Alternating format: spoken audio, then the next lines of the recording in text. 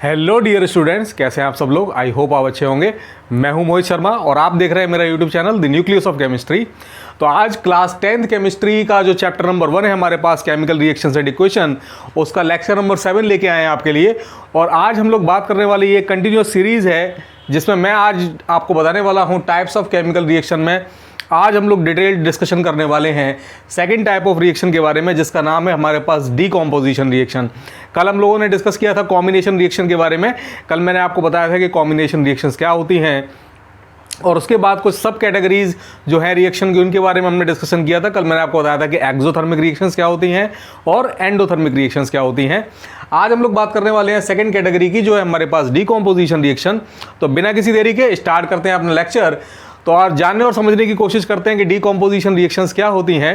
तो decomposition reactions in simple words we can say that are the opposite of combination reaction. Combination reactions का just opposite character रखने वाली जो भी reactions होती हैं उनको हम लोग क्या बोलते हैं, डीकॉम्पोजिशन रिएक्शन के नाम से जानते हैं और पहचानते हैं। क्या मतलब है इसका? कॉम्बिनेशन रिएक्शन में मैंने आपको क्या बताया था कि combination reactions are all those reactions in which 2 और more reactants gets combined together to give us a single product. वो क्या रिएक्शंस कहलाती थी आपकी? Combination reaction. इसका जस्ट अपोजिट क्या हो जाएगा? If a single reactant gets dissociated to give us 2 और more types of products are known as decomposition reaction. ऐसी वो हर रिएक्शन जिसमें रिएक्टेंट केवल एक ही हो, लेकिन डीकम्पोज करने के दौरान या डीकम्पोज करने के बाद वो 2 या 2 से ज़्यादा प्रोडक्ट का फॉर्मेशन कर दे, तो ऐसी जो हमारे पास केमिकल रिएक्शंस होंगी they are known as decomposition reaction. अब देखिए, किसी भी कंपाउंड का डीकम्पोजिशन या किसी भी रिएक्टेंट का डीकम्पोजिशन अपने आप नहीं हो सकता। डीकॉम्पोजिशन कराने के लिए हमें कुछ डिफरेंट काइंड्स ऑफ एनर्जी की रिक्वायरमेंट होती है। उसके बेसिस पे डीकॉम्पोजिशन को फर्दर क्लासीफाई किया गया है अलग अलग कैटेगरीज में। अभी तो सिंपल बस खाली हमने क्या जाना कि डीकॉम्पोजिशन रिएक्शन क्या है। डीकॉम्पोजिशन रिएक्शन हर वो रिएक्शन है जिसमें एक सिंगल रिएक्टेंट होगा और वो डीकम्पोज होकर कन्वर्ट हो जाएगा 2 या उससे ज़्यादा प्रोडक्ट के अंदर। तो इसको सिम्बॉलिकली कैसे रिप्रेजेंट करेंगे? तो देखिए, बोर्ड एग्जाम में कभी कभार आपको किस तरीके से लिख के दे देगा, आपको वो लिख के दे देगा एक रिएक्टेंट ए बी की फॉर्म में है जो कि कन्वर्ट हो रहा है, हमारे पास प्रोडक्ट दे रहा है एक ए और एक दे रहा है बी, जिसके बीच में क्या लगा हुआ है? Sign plus. इसका मतलब क्या है? आप क्या समझ रहे हैं कि जो रिएक्टेंट है हमारे पास ए बी, वो एक सिंगल रिएक्टेंट है, लेकिन रिएक्शन कंप्लीट होने के बाद अपने को जो प्रोडक्ट मिल रहे हैं वो एक से ज़्यादा हैं। एक हमारे पास ए है और एक क्या हमारे पास बी है। यानी ये एक डीकॉम्पोजिशन रिएक्शन का एग्जाम्पल है, क्योंकि यहाँ पर रिएक्टेंट केवल एक ही है जबकि प्रोडक्ट हमारे क्या मिल रहे हैं? एक से ज़्यादा। All these reactions in which the single reactant gets dissociated to give us 2 or more products are known as decomposition। तो वो साफ साफ यहाँ पर नजर आ रहा है। दूसरा देखिए, एक्स वाई जेड, ये अगेन एरो लगा हुआ है। क्या मिल रहा है आपको? एक्स वाई प्लस जेड, या इसको और भी किसी भी तरीके से रिप्रेजेंट कर सकता है। वो यहाँ पर आपको ऐसे भी लिख के दे सकता है, X plus Y plus Z. आपको तो क्या देखना है कि रिएक्टेंट देखिए, रिएक्टेंट अगर एक है लेकिन प्रोडक्ट बनने पर आपको जो प्रोडक्ट मिल रहे हैं वो एक से ज़्यादा मिल रहे हैं, तो वो 100% आपका डीकॉम्पोजिशन रिएक्शन का एग्जाम्पल होगा। ओके, चलिए जानने और समझने की कोशिश करते हैं। तो मैंने अभी आपको बताया कि किसी भी रिएक्टेंट का जो डीकॉम्पोजिशन होगा वो अपने आप नहीं होगा। डीकॉम्पोजिशन कराने के लिए हमें डिफरेंट टाइप्स ऑफ एनर्जी की रिक्वायरमेंट होती है, and on that basis, on that different types of energies, decomposition reactions are further classified into 3 categories. Decomposition reaction अगर हम लोग टेम्परेचर की हेल्प से करवा रहे हैं, हीट की हेल्प से करवा रहे हैं, तो वो हमारी डीकॉम्पोजिशन रिएक्शन कहलाएगी थर्मल डीकॉम्पोजिशन रिएक्शन। अगर डीकॉम्पोजिशन हम लोग इलेक्ट्रिसिटी की हेल्प से करवा रहे हैं तो वो कहलाएगी इलेक्ट्रिकल डीकॉम्पोजिशन रिएक्शन। और अगर डीकॉम्पोजिशन रिएक्शन को हम लोग करवा रहे हैं with the help of sunlight, sunlight की प्रेजेंस में अगर हम लोग डीकॉम्पोजिशन रिएक्शन करा रहे हैं तो वो हमारे पास कहलाएगी फोटो डीकॉम्पोजिशन या फिर फोटो केमिकल डीकॉम्पोजिशन रिएक्शन। चलिए जानने और समझने की कोशिश करते हैं डिफरेंट क्लासिफिकेशन को। और सबसे पहला क्लासिफिकेशन जो हमारे पास में आ रहा है डीकॉम्पोजिशन का, वो कौन सा एग्जांपल है हमारे पास? Thermal decomposition reaction. तो मैंने अभी बताया थर्मल डीकॉम्पोजिशन रिएक्शन का मतलब क्या? वो डीकॉम्पोजिशन रिएक्शन जिसमें डीकॉम्पोजिशन जो हम करा रहे हैं रिएक्टेंट का, किसके हेल्प से करा रहे हैं?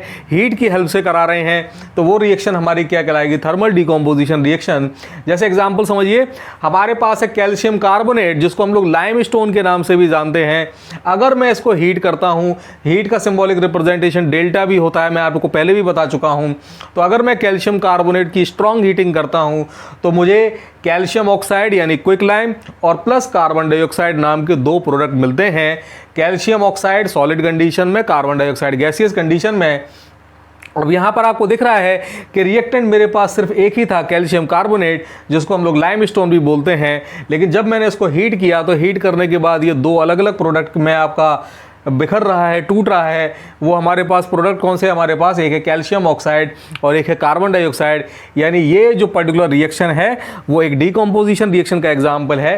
लेकिन डीकम्पोजिशन कराने के लिए, क्योंकि हमने हीट का सहारा लिया, इसलिए डीकम्पोजिशन का भी कौन सा टाइप हो जाएगा, thermal decomposition reaction. I think आपको समझ में आया होगा।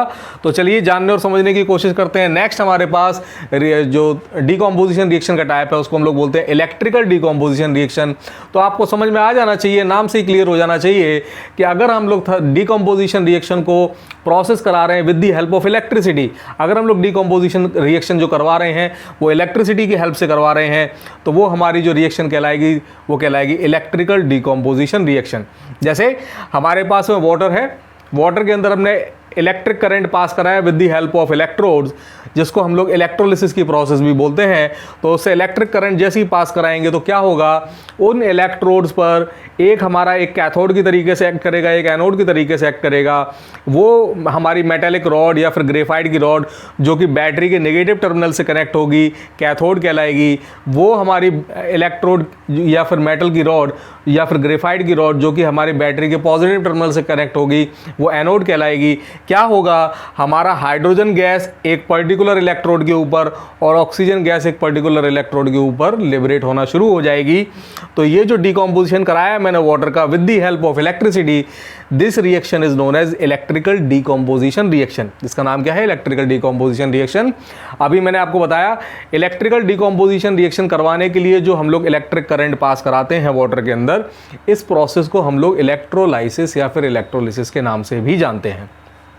तो देखिए इसको मैंने नोट में भी लिख रखा है, the above process is also known as electrolysis या फिर इलेक्ट्रोलिसिस। इसको इलेक्ट्रोलिसिस के नाम से जाना जाता है। और अभी मैंने आपको बताया था कि ये जो प्रोसेस है उसमें एक पर्टिकुलर इलेक्ट्रोड के ऊपर हाइड्रोजन गैस लिबरेट होगी। अब वो कौन सा इलेक्ट्रोड है जिसके ऊपर हाइड्रोजन गैस लिबरेट होती है, तो याद रखिए वो नेगेटिव टर्मिनल है। और मैंने अभी आपको बताया कि नेगेटिव टर्मिनल जो होता है वो क्या कहलाता है, हमारा कैथोड। यानी हाइड्रोजन गैस जो है वो कैथोड के ऊपर क्या होगी, आपकी लिबरेट होगी। जबकि आपकी जो ऑक्सीजन गैस है वो एनोड, जिसको हम लोग पॉजिटिव टर्मिनल भी बोलते हैं, वहां पर आपका क्या होगा, ऑक्सीजन गैस लिबरेट होगी इलेक्ट्रोलिसिस प्रोसेस के दौरान। अब हम ये भी देखते हैं, ये आपकी एक्टिविटी रखी है एनसीईआरटी के अंदर। उस एनसीईआरटी की एक्टिविटी को अगर आप रीड करेंगे तो वहाँ पर आपसे पूछा गया है कि जब जिस पर्टिकुलर कंटेनर के अंदर, जिस टेस्ट ट्यूब के अंदर हाइड्रोजन गैस लिबरेट होती है, वहाँ पर जो वैकेंट स्पेस है वो डबल होता है किसके कंपैरिजन में, जहाँ पर हाइड्रोजन के बबल्स फॉर्म हो रहे होते हैं।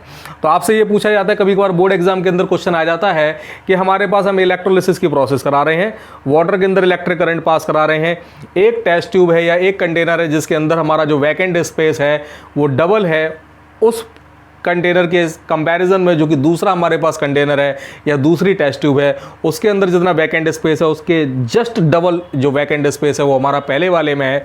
अब आपसे बोलता है कि आइडेंटिफाई कीजिए किस कंटेनर के अंदर या किस टेस्ट ट्यूब के अंदर हाइड्रोजन गैस रिलीज हो रही है, किसके अंदर ऑक्सीजन गैस रिलीज हो रही है। अब देखिए हमारे पास जो वाटर का जो केमिकल फॉर्मूला है वो क्या है, H2O। यानी यहाँ पर आप एटॉमिक रेशियो अगर देखेंगे तो एटॉमिक रेशियो क्या है हमारे पास, 2:1।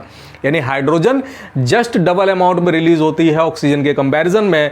तो यहाँ पर समझ में आ जाता है कि जहाँ वैकेंट स्पेस ज़्यादा होगा, जहाँ वैकेंट स्पेस डबल होगा, ऑब्वियसली वहाँ पर कौन सी गैस रिलीज हो रही होगी, हाइड्रोजन गैस। जहाँ पर स्पेस हाफ होगा पहले वाले के कंपैरिजन में, वहाँ पर कौन सी गैस रिलीज हो रही होगी, आपकी ऑक्सीजन गैस।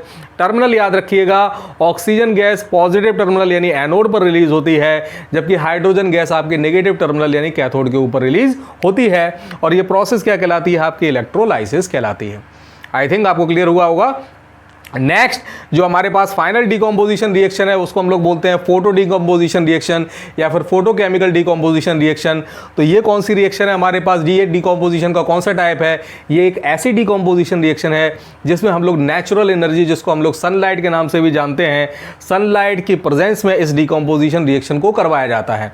तो अगर कोई डीकम्पोजिशन रिएक्शन हम करवा रहे हैं with the help of sunlight तो वो हमारी क्या कहलाएगी, फोटो डीकम्पोजिशन रिएक्शन कहलाएगी। जैसे फॉर एग्जांपल, अगर हमने सिल्वर क्लोराइड लिया और इस सिल्वर क्लोराइड को सनलाइट के अंदर रख दिया, वॉच ग्लास लिया, उसमें सिल्वर क्लोराइड का पाउडर ले लिया, सिल्वर ब्रोमाइड का पाउडर ले लिया और सनलाइट की प्रेजेंस में हम रख दें, तो हम ये देखते हैं कि क्लोरीन गैस लिबरेट हो जाती है, जबकि सिल्वर जो है आपका वो वहाँ पर डिकम्पोज होकर आपको मिल जाता है। तो ये जो पर्टिकुलर रिएक्शन है जिसमें एक सिल्वर क्लोराइड सनलाइट की प्रेजेंस में आप कन्वर्ट हो रहा है, डिकम्पोज हो रहा है, एक तो आपको सिल्वर मिल रहा है, दूसरा क्लोरीन गैस मिल रही है। ये डिकम्पोजिशन रिएक्शन क्योंकि सनलाइट की प्रेजेंस में हो रही है, सनलाइट के हेल्प से हो रही है, इसलिए इस रिएक्शन का नाम क्या पड़ जाता है आपका फोटो डिकम्पोजिशन रिएक्शन बन जाता है। मैंने आपको पहले भी बताया था कि सनलाइट को हम लोग एच न्यू से भी रिप्रेजेंट करते हैं, या फिर और क्या लिखा हुआ मिल सकता है आपको, यहाँ पर यूवी लाइट भी लिखा हुआ मिल सकता है। दोनों का एक ही मतलब है कि हम लोग किसका इस्तेमाल कर रहे हैं, सनलाइट का इस्तेमाल कर रहे हैं। तो this reaction is a photo decomposition reaction. Why? Because we are using the sunlight to decompose a particular reactant into 2 और मोर प्रोडक्ट्स। ओके, सिमिलरली हमारे पास AgBr, जिसको हम लोग सिल्वर ब्रोमाइड भी बोलते हैं, इसको भी सनलाइट की प्रेजेंस में अगर हम लोग रखेंगे तो हमारे पास सिल्वर और ब्रोमीन ये आपके डिकम्पोज होके आपको मिल जाते हैं। तो इस तरीके से हमारे पास ये फाइनली डिकम्पोजिशन का जो लास्ट टाइप है वो भी हमने कवर कर लिया। अब एक इंपॉर्टेंट और बहुत ही ज़्यादा इंपॉर्टेंट चीज़ याद रखिएगा जो नोट के रूप में मैंने लिखी हुई है कि ये जो डिकम्पोजिशन रिएक्शन आप देख रहे हैं सिल्वर क्लोराइड या सिल्वर ब्रोमाइड की, जो कि फोटो डिकम्पोजिशन रिएक्शन का भी एग्जाम्पल है, ये जो रिएक्शंस हैं they are used in black and white photography. बहुत बार बोर्ड एग्जाम में पूछा गया ये क्वेश्चन कि वो कौन सी रिएक्शंस हैं जो ब्लैक एंड वाइट फोटोग्राफी में इस्तेमाल होती हैं, एग्जाम्पल देकर समझाइए। तो अगर आपसे ऐसा क्वेश्चन पूछा जाता है कि वो रिएक्शंस बताइए जो ब्लैक एंड वाइट फोटोग्राफी में इस्तेमाल होती है, तो वो फोटो डिकम्पोजिशन रिएक्शन में सिल्वर क्लोराइड और सिल्वर ब्रोमाइड के आप एग्जाम्पल देंगे, तो वो हमारा जो रिएक्शंस है वो किसके अंदर इस्तेमाल हो रही है, हमारे पास ब्लैक एंड वाइट फोटोग्राफी के अंदर इस्तेमाल हो रही हैं। तो आई होप आपको आज का लेक्चर समझ में आया होगा। आज हमने डिटेल डिस्कशन किया डिकम्पोजिशन रिएक्शन के बारे में। मैंने आपको बताया कि डिकम्पोजिशन रिएक्शंस क्या होती हैं। बोर्ड एग्जाम के अंदर क्वेश्चन आता है कि why decomposition reactions are said to be the opposite of combination reaction. तो आपको दिख रहा है कि कॉम्बिनेशन में जहां पर 2 और मोर जो हमारे पास रिएक्टेंट्स हैं they gets combined together to give us a single product, जबकि डिकम्पोजिशन रिएक्शन में बिल्कुल उल्टा काम हो रहा है। रिएक्टेंट हमारे पास एक है, वो डिकम्पोज होकर 2 या 2 से ज्यादा प्रोडक्ट में कन्वर्ट हो रहा है। That's why the decomposition reactions are said to be the opposite of combination reactions। उसके बाद मैंने आपको बताया डिकम्पोजिशन रिएक्शंस के डिफरेंट टाइप्स। हमने जाना कि थर्मल डिकम्पोजिशन रिएक्शन का मतलब क्या होता है, इलेक्ट्रिकल डिकम्पोजिशन रिएक्शन का मतलब क्या होता है, और फाइनली फोटो डिकम्पोजिशन रिएक्शन का मतलब क्या होता है। इन सब के बारे में हम लोगों ने डिटेल में डिस्कशन किया। तो आई होप आपको लेक्चर समझ में आया होगा। अगर आपको ये लेक्चर अच्छा लगा है तो प्लीज़ इस सेशन को लाइक कर दीजिए। अगर इस सेशन के रिगार्डिंग कोई भी डाउट्स हैं, कोई भी क्वेश्चन आपको समझ नहीं आया है, कोई प्रोसेस समझ नहीं आई है, कोई टॉपिक समझ में नहीं आया है, तो डेफिनेटली कमेंट सेक्शन में मुझे ज़रूर बताइए। कल के लेक्चर में हम लोग डिस्कस करने वाले हैं डिस्प्लेसमेंट रिएक्शन और डबल डिस्प्लेसमेंट रिएक्शन के बारे में, और फिर जो नेक्स्ट लेक्चर आएगा उसमें हम कंप्लीट और डिटेल्ड डिस्कशन करेंगे रेडॉक्स रिएक्शन के बारे में। हम ये समझेंगे कि ऑक्सीडेशन क्या होता है और रिडक्शन क्या होता है, और उनको कंबाइन करने के बाद जो हमारे पास रिएक्शंस आती हैं उनको रेडॉक्स रिएक्शन क्यों बोलते हैं। तो बने रहिए इस चैनल के साथ, सपोर्ट कीजिए, और इसी तरीके से जो भी लोग पहली बार इस चैनल को देख रहे हैं प्लीज़ इस चैनल को सब्सक्राइब कर लीजिए। अपने जो भी डाउट्स हैं, आपकी जो भी चीज़ें हैं वो पूछते रहिए। Thank you very much.